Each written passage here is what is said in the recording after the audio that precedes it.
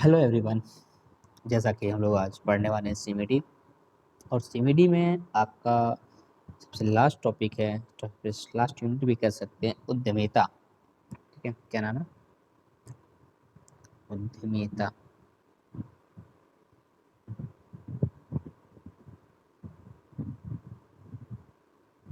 उद्यमिता इसको बोलते हैं इंटरप्रेन्योरशिप।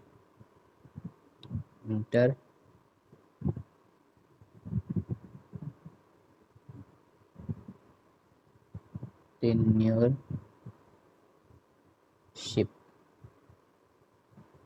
थोड़ा सा स्पेलिंग ध्यान से देखिएगा। इंटरप्रेन्योरशिप, इसका नाम है उद्यमिता।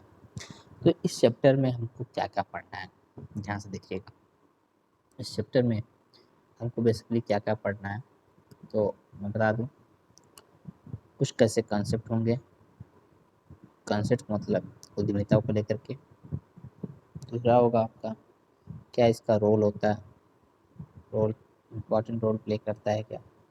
रिस्क एंड अवॉर्ड, वो पता ही है कि रिस्क लेने वाला ही हमेशा क्या होता है, उद्यमी होता है। जो रिस्क नहीं लेता वो उद्यमी नहीं बन पाता है। एक ऐसा फैक्ट है और रियल भी है 100%। ठीक है, क्या क्या रिक्वायरमेंट होता है इंटरप्रेन्योर डेवलपमेंट के लिए, क्या क्या प्रोग्राम है एग्जिस्ट करता है इन इंडिया। ठीक है, और बिजनेस के क्या क्या मतलब एंटरप्रेन्योर के जो फॉर्म्स हो सकते हैं, क्या क्या हो सकते हैं, जैसे सोलो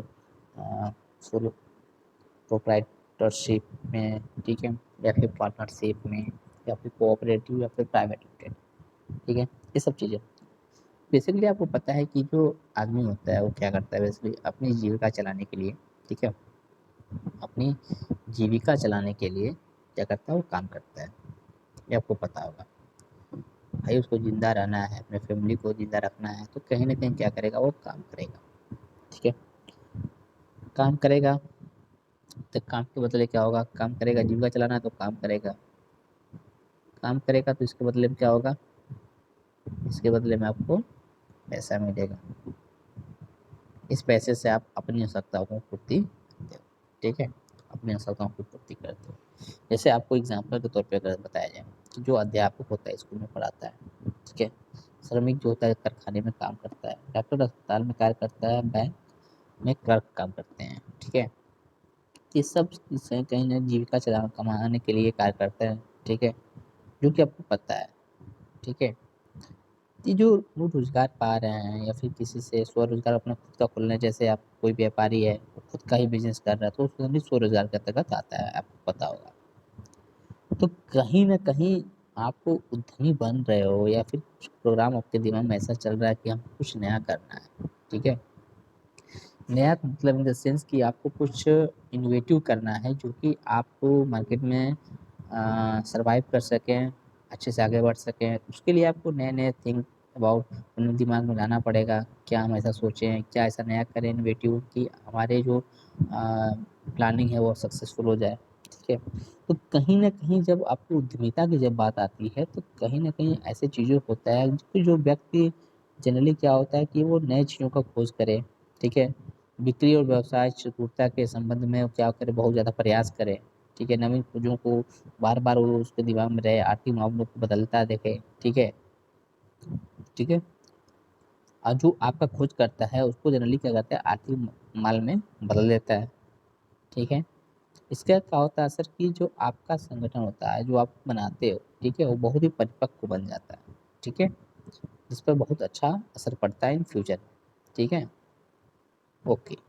तो कहीं न कहीं हम जो उद्यमिता की जब बात करते हैं तो कहीं न कहीं आदमी को बहुत सारे ऐसे होने चाहिए फीचर्स कि ताकि उनके बिहाफ हम कह सकें कि आप जो है उद्यमी बन सकते हो। ठीक है, उद्यमी बन सकते हो।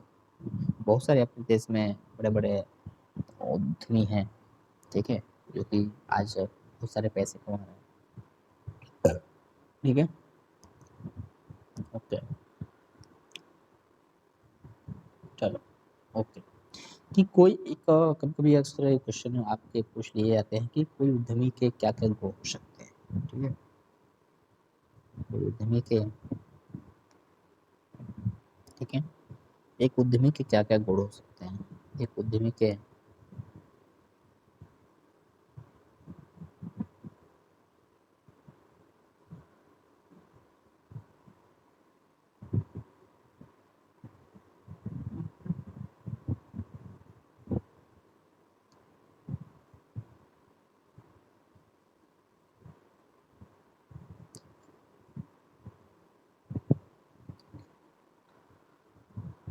ठीक है।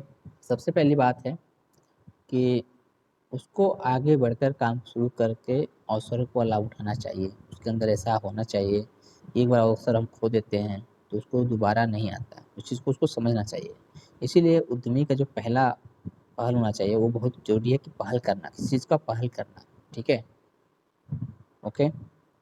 तो आपको बता दें कि एक उद्यमी कार्य करने वाला व्यक्ति ऐसा होना चाहिए जो अवसर को देखे, उसका तुरंत लाभ उठाए, ठीक है? और एक बार अवसर खो भी दे तो फिर उसको निराश नहीं होना है, फिर से वो अवसर को ढूँढे और अपने काम में आगे बढ़ता रहे और पहल करता चले। दूसरा चीज़ होना चाहिए आपका कॉम्पिटिटिव, प्रतिस्पर्धात्मक। अगर आपके अंदर कॉम्पिटिशन नहीं है, ठीक है, प्रतिस्पर्धात्मक भावनाएँ नहीं हैं, तो आप आगे नहीं बढ़ पाओगे, ठीक है? तो उद्यमी को हमेशा प्रतिस्पर्धा देने और सामना करने के लिए हमेशा क्या होना चाहिए? तैयार होना चाहिए, ठीक है? यहाँ मैं मेंशन कर दे रहा हूँ। उद्यमी को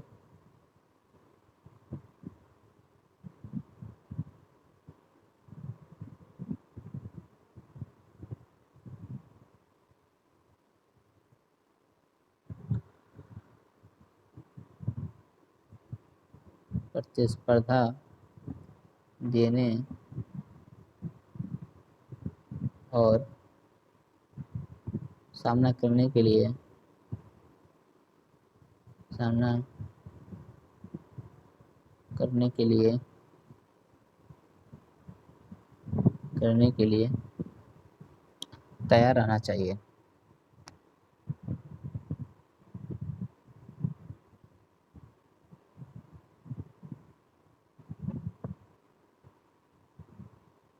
तैयार रहना चाहिए। ये सब चीज़ें होती हैं आपके कॉम्पिटिशन को लेकर के, कि आप अगर ऐसा नहीं कर पा रहे हैं तो कहीं न कहीं आप क्या हो रहे हो? पिछड़ रहे हो, ठीक है? कहीं न कहीं क्या हो रहे हो आप? पिछड़ रहे हो, ठीक है? सब चीज़ें क्या होती हैं आपको समझना चाहिए। दूसरी तीसरी चीज़ सबसे बड़ी बात है कि पहला चीज़ तो आपको पता चल गया कि पहल वाली बात होती है, ठीक है?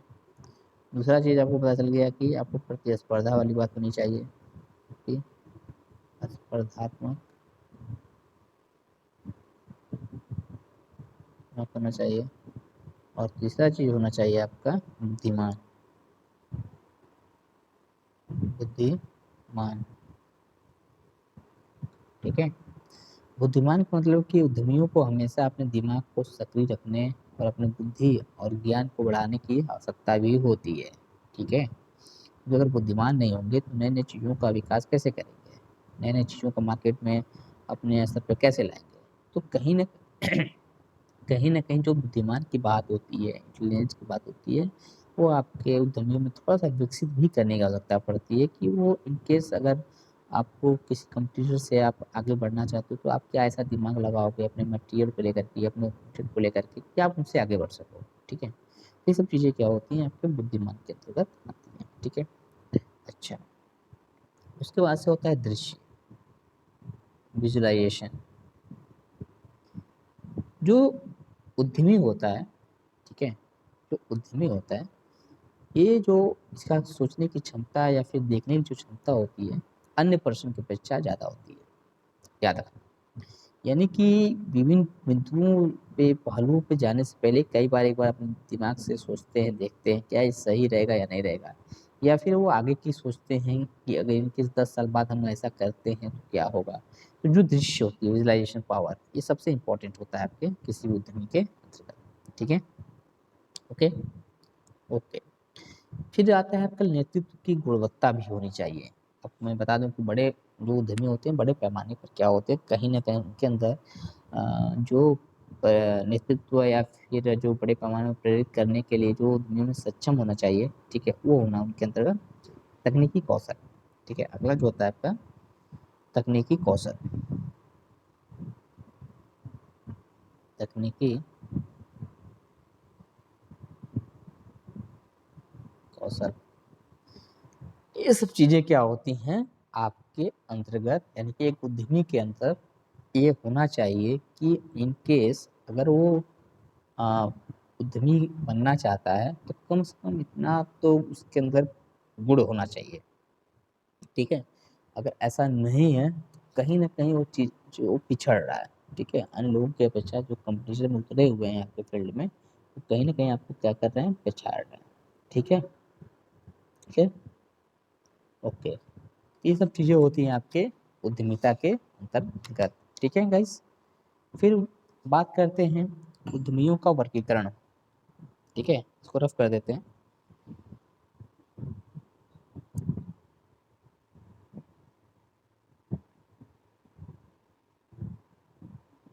ठीक है, उद्यमियों का वर्गीकरण।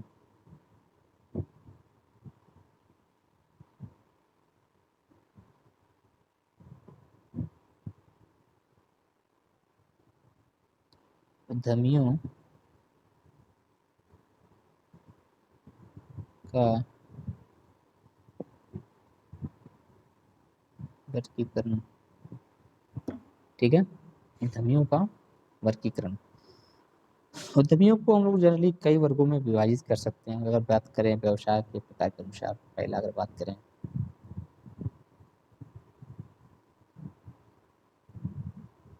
व्यवसाय के प्रकार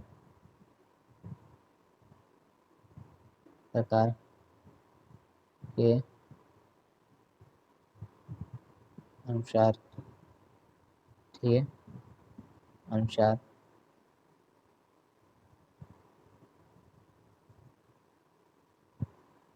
इसमें पहला होता है आपका व्यापारी उद्योग।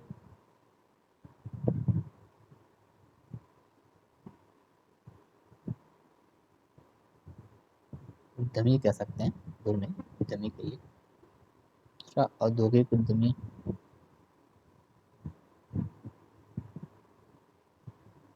तीसरा आपका कृषि उद्यमी।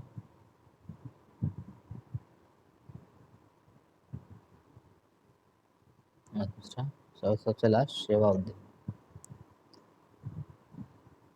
आप लोगों ने देखा होगा व्यापारी उद्योग या फिर जो आपके औद्योगिक उद्योग होते हैं, अब दिखने में आ रहा है कि जो जनरली कृषि उद्योग उद्यमी की बात हो रही है, आजकल इसमें बहुत ज़्यादा कैरियर लोग बना रहे हैं। ठीक है, इस उद्यमी में, इस आपके कृषि के फील्ड में, एग्रीकल्चर के फील्ड में वो लोग क्या कर रहे हैं, बहुत ज़्यादा फील्ड बना रहे हैं, अपना इसको बढ़ा रहे हैं। बड़े बड़े लोग जो आपके उद्यमी लोग हैं कृषि के क्षेत्र में, बड़े बड़े अपने फॉर्म तैयार किए, उसमें अपना पौधा अपना कृषि से रिलेटेड जो भी आपने उगाया उसको क्या क्या मार्केट में बेचा, जिसके थ्रू बहुत सारे पैसा कमाया उन्होंने। ठीक है, अगर बात करें टेक्निकल के हिसाब से तो उसमें सब कुछ आ जाएगा, डिग्रीधारी, डिप्लोमाधारी। ठीक है, सब के सब उसमें कंसिडर किए जाएंगे। बात करते हैं अगर क्षेत्र के अनुसार अगर बात करें। ठीक है, अगर बात करें क्षेत्र के अनुसार, उसको मैं रफ कर दे रहा हूँ। अगर बात करें क्षेत्र के अनुसार, तीसरा अगर बात करें क्षेत्र के अनुसार,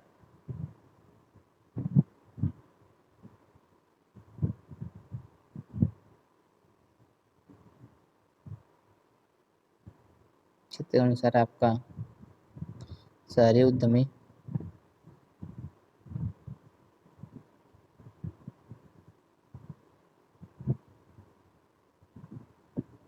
ग्रामीण उद्यमी।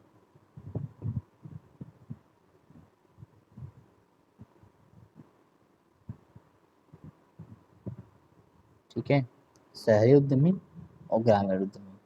ठीक है, शिक्षा के अनुसार कहा जाता है तो शिक्षित उद्यमी, शिक्षित उद्यमी। ठीक है, ये सब के सब जो होते हैं आपके, इसके क्लासिफिकेशन है जो कि एक है। ठीक है,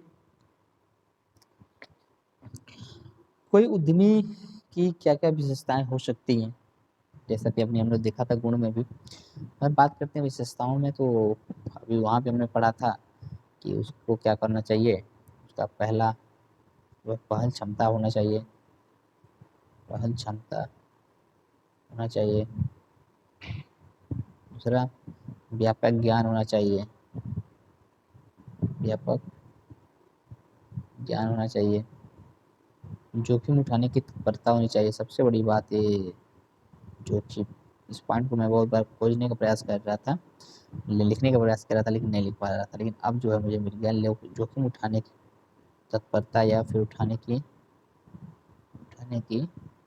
तत्परता। ये जो वर्ड आता है ना जोखिम उठाने वाला, ये हमेशा रिस्क उठाने वाला जो बात होती है। ठीक है, ये हमेशा फेस करना पड़ता है आपको किसी उद्यमी को जनरली। ठीक है। आशावादी दृष्टिकोण होना चाहिए। इसके बाद से अगर बात करें,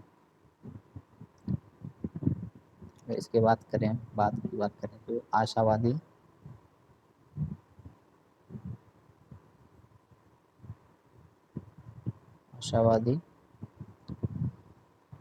दृष्टिकोण होना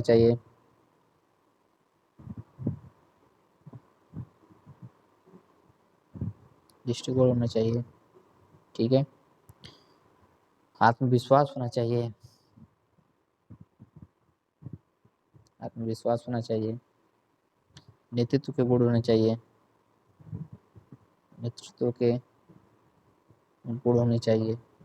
कठिन परिश्रम के प्रति रुझान होना चाहिए, यानी कठिन परिश्रमी होना चाहिए।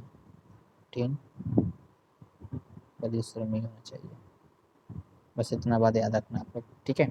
तो कहीं न कहीं आपकी जो ये फैक्टर है ना, किसी भी उद्यमी को आगे बढ़ाने में सक्षम, ठीक है। अगर आप बहुत दूर तक सोच सकते हो तो अच्छी बात है, यानी कि आप उस गुण लायक हो, आप उद्यमी लायक हो, या आपके पास बहुत व्यापक ज्ञान है तो भी आप क्या उद्यमी लायक हो, या सबसे इम्पोर्टेंट है कि आप हर चीज़ में आप ये हार ना मानो कि हम आज लॉस में हैं तो कल भी लॉस में रहेंगे, नहीं। अरे भाई, बिजनेस स्टार्ट करेंगे तो हो सकता है आपको कुछ इसमें असफलता भी मिले, तो हो सकता है कुछ आपको निराशा भी मिलेगी, फिर हो सकता है आपको कुछ फ़ायदा भी मिलेगा, तो आप खुश भी रहोगे, ठीक है। तो इसमें कहीं न कहीं ये सब मैटर जो होता है वो चलता रहता है, ठीक है। तो एक चीज़ समझ में आ गया कि कहीं न कहीं आपको जब भी बात होती है उद्यमी को लेकर के बात होती है, तो कहीं न कहीं इंसान के अंदर ये सब चीज़ें मतलब प्रॉपर्टीज़ होना चाहिए, विशेषताएँ होनी चाहिए। अगर ऐसा नहीं है तो इन केस कहीं न कहीं वो थोड़ा-सा ढील पड़ सकता है या फिर वो मात खा सकता है, ठीक है।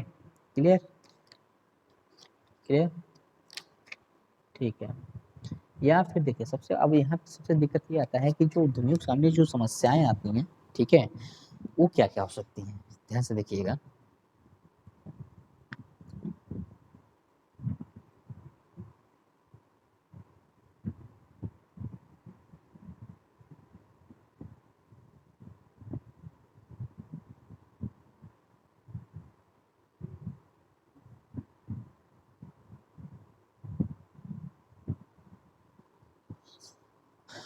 उद्यमियों के सामने आने वाली समस्याएँ।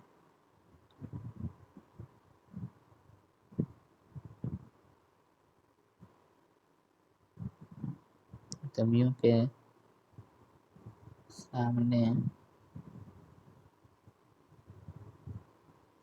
आने वाली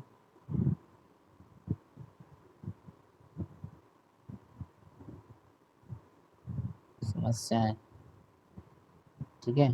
जो उद्यमी होते हैं, ठीक है, जब वो एस्टेब्लिश करते हैं, ठीक है, करना चाहते हैं या फिर करना चाह रहे हैं, तो उस केस में उनके सामने उनके मतलब लगता है कि बहुत सारी कठिनाइयाँ हैं और वो फेस करते भी हैं और फेस करके उसको रिज़ॉल्व भी करते हैं और देन उसके बाद से एस्टेब्लिश कर लेते हैं। तो कहीं न कहीं चीज़ें ऐसी चीज़ें होती हैं कि आपको समझने की ज़रूरत है। जैसे पहला, व्यवसाय का चयन। पहला आपका होता है व्यवसाय का चयन। व्यवसाय का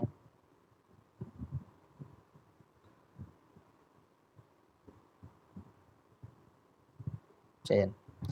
पहला चीज़ ये आपका होता है कि सबसे पहले व्यवसाय के चयन के लिए हम लोग मार्केट का या फिर बाज़ार का जो अध्ययन करना बहुत ज़रूरी होता है। ठीक है? कि भाई उत्पाद जो बन रहा है उसका ग्राहकों को पसंद आएगा या नहीं आएगा, कितनी माँग होनी चाहिए, क्या लागत होनी चाहिए, क्या लाभ होगा या नहीं होगा, ये सब के सब जो है आपका व्यवसाय के चयन के अंतर्गत आता है। अगर यहाँ पे आप डिसाइड कर ले जाते हो तो आपका सामना खत्म, यानी प्रॉब्लम समस्याएँ खत्म। लेकिन आपको पहले स्टेज में यही होता है कि हम किस चीज़ का चयन करें, सामने यही आपका प्रॉब्लम फेस करने के लिए आ जाता है। उसके बाद हम बात करें उद्यम के स्वरूप का संचयन, ठीक है, या फिर वित्तीय फाइनेंस की व्यवस्था अगर होती है तो उसके लिए समस्या, वित्त की सबसे बड़ी समस्या होती है फाइनेंस। वित्तीय प्रबंधन का सबसे बड़ी समस्या होती है। स्थान का निर्धारण, किस स्थान पे क्या हम लोकेट करें या विशेष एस्टेब्लिश करें, किस पर्टिकुलर जगह पे, ठीक है, यानी कि स्थान का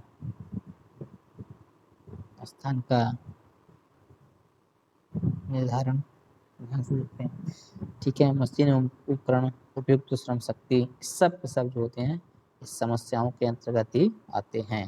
ठीक है, जो कि आपके कंसिडरेशन किया जाए तो ये सब बहुत सारे प्रॉब्लम ऐसे हैं जो इंसान क्या करता है, जो उद्यमी होता है खुद उसको डेवलप करते हुए आगे बढ़ जाता है और देन उसको एक सफलता ऐसे मिलती है जहाँ पे उस चीज़ों को फिर भूल जाता है क्या क्या उसके सामने समस्याएं थी। देन वो अपने काम में बहुत आगे बढ़ा जाता है और उनमें वो बहुत आगे प्रोग्रेस करता जाता है। ठीक है, बहुत प्रोग्रेस करता जाता है। ये सब चीज़ें होती हैं आपके मतलब उद्यमियों से जो समस्याएं जनरली जो आती हैं जनरली उसको लेकर के बात हो रही है। ठीक है, उसको लेकर के बात हो रही है। इसके बहुत सारे विशेषताएं हैं, बाकी आप लोग इसको देख के सकते हैं, कोई दिक्कत नहीं है। ठीक है, बहुत सारी दिक्कत नहीं होनी चाहिए।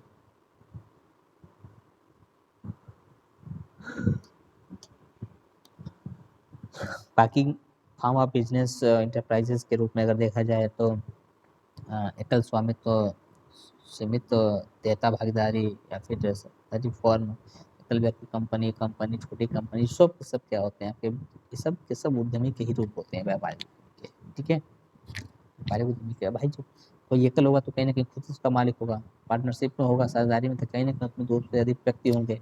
ठीक है, ये सब चीज़ें वहाँ पे चलती रहती हैं। ठीक है, कोई बहुत बड़ी बात नहीं है, सिंपल सा है। ठीक है, ओके।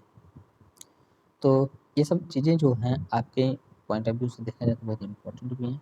ठीक है, और आपके इस क्वेश्चन में आप यहाँ से बन भी सकते हैं। यहाँ पे जो जनरली है कि हम जनरली क्या करेंगे, यहाँ से देखने वाले हैं कि जो चीज़ें एक्चुअली हो रही हैं। ठीक है, कुछ ऐसे नियम भी हैं जिनको हमको यहाँ पे सन याद रखने की ज़रूरत पड़ेगी। तो बाकी हम लोग जो वीडियो होगा उसको हम लोग नेक्स्ट वीडियो में देखेंगे, प्रयास करेंगे। ठीक है, जो बाकी नेक्स्ट आपका होगा वीडियो उसमें हम लोग इसको कवर करके ख़त्म कर देंगे। इसके बाद लास्ट वीडियो होगा जो कि आपका उद्यमी से रिलेटेड होगा। अभी तक जितना आपने उद्यमी में पढ़ा, ठीक है, उद्यमिता में उद्यमिता में जितना हमने पढ़ा इसको आप ध्यान से देखिएगा, उसको स्टडी करिए, प्रॉपर नोट्स बनाइए और इस पर बेस्ड, ठीक है, इस यूनिट पे बेस्ड आपका MCQ लगाइए। ठीक है, MCQ लगाइए, देन उसको सॉल्व करिए। ये सबसे इम्पोर्टेंट पैरामीटर है। ठीक है, सबसे इम्पोर्टेंट पैरामीटर है जो कि आपके बहुत ही काम आने वाला है। ठीक है, ओके। और अब हम लोग जो जैसे यूनिट खत्म होने वाला है, जैसे यूनिट खत्म हो जाएगा हम लोग क्या करेंगे, तुरंत ऑब्जेक्टिव टाइप क्वेश्चन का प्रैक्टिस करना चालू करेंगे। ठीक है, ऑब्जेक्टिव टाइप जो क्वेश्चन होते हैं उनको हम लोग क्या करते हैं, प्रैक्टिस करना चालू करेंगे। तो कहीं ना कहीं हम चीज़ देखेंगे कि चीज़ें पढ़ रहे हैं उसका कैसे हम MCQ में अप्रोच बनाए अपना। ठीक है, पकड़ बनाए जिससे हमारा जो एग्ज़ाम होने वाला है आपका MCQ टाइप क्वेश्चन उस पर हम आसानी से काम कर सकें। ठीक है, तो ये सब चीज़ें जो होती हैं बेसिकली आपको पता होना चाहिए कि कहीं न कहीं आपको ये चीज़ें बिहाफ़ ऑफ द अगर अब जो एग्ज़ाम के पॉइंट ऑफ व्यू से देखा जाए तो कहीं न कहीं इम्पोर्टेंट क्रिएट होता है कि जो हम क्वेश्चन कर रहे हैं, जो पढ़ रहे हैं, तो क्या मल्टीपल चॉइस क्वेश्चन बन पा रहे हैं, नहीं बन पा रहे हैं, जिस थ्योरी से हमने पढ़ रहे हैं। ठीक है, तो कहीं न कहीं ये सब चीज़ें क्या होती हैं, बहुत इम्पोर्टेंट हो जाती हैं। ठीक है, तो कहने का मतलब मेरा ये रहेगा कि कहीं न कहीं आप जो है अपने हिसाब से इस चीज़ को यूज़ कर सकते हैं। ठीक है, पहले थ्योरी पढ़िए, देन आपको उसके बाद से क्या करना पड़ेगा, क्या नाम है, न्यूमेरिकल वैल्यू या फिर जो भी आपका सन या फिर ऐसा कुछ डाटा है तो उसको मेंशन करिएगा। देन ठीक है, उसके बाद से करिएगा। ठीक है, ये सब चीज़ें चलती रहती हैं और आपको सब चीज़ों पे क्या करना पड़ेगा, फोकस करने की आवश्यकता। ठीक है, ओके। तो आज के लिए हम लोग इतना ही, बाकी नेक्स्ट वीडियो में हम लोग मिलते हैं नेक्स्ट टाइम कल को। ठीक है, कल मिलते हैं हम लोग नेक्स्ट वीडियो में। तब तक आप लोग रिविजन कर दे रहे CMED का।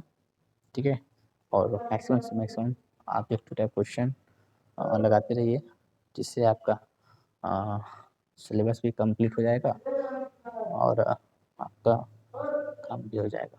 ठीक, ओके, चलिए चलिए ठीक है, thank you very much, thank you so much. आप लोग अपना ख्याल रखिए और पढ़ाई करते रहिए, ये जरूरी है इस समय आप जो टाइप क्वेश्चन की प्रैक्टिस करने की, तो आप वो सीख करिए। ठीक है, थैंक यू वेरी मच।